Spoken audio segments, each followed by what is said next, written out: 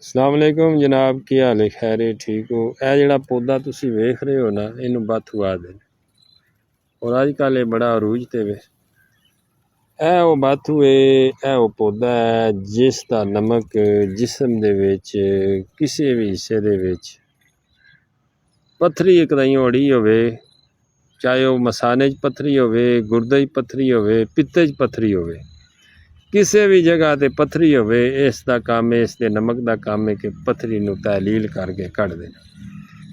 किसी भी जिस्म के किसी हिस्से दे विच भी वरम होवे, गिल्टी होवे, सोजिश होवे, उसनूं तहलील कर छड्डी।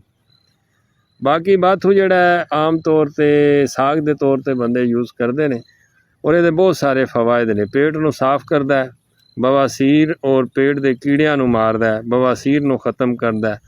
जिन्हां बंदियां दा ढिड गुबारे हार फुल्लिया हुंदा है, तुंद निकली हुंदी है ते मटके हार उन्हां दा ढिड हुंदा है, चंद दिन इहदा साग इस्तेमाल करन या इहनूं उबाल के रख देण, ओहदा कावे दे तौर ते इहनूं इस्तेमाल करन ते ओह जनाब तुंद जिहड़ी वधी हुंदी है, गुबारे हार पेट जिहड़ा फुल्लिया हुंदा है उहनूं बिल्कुल लैवल चों कर दिंदा है।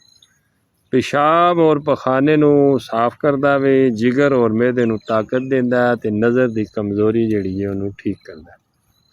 बाकी इसकी सब तो वड्डी जिहड़ी खसूसियत है वो ये वे कि जिस जगह ते भी जिस्म के अंदर पत्थरी होवे, वरम होवे या गिल्टी होवे, इसका नमक बना के ते वो जनाब इस्तेमाल किया जाए इस बूटी का, तो अजकल ये आम मिल जाती। इस बूटी का नमक बना के इस्तेमाल किया जाए। अल्लाह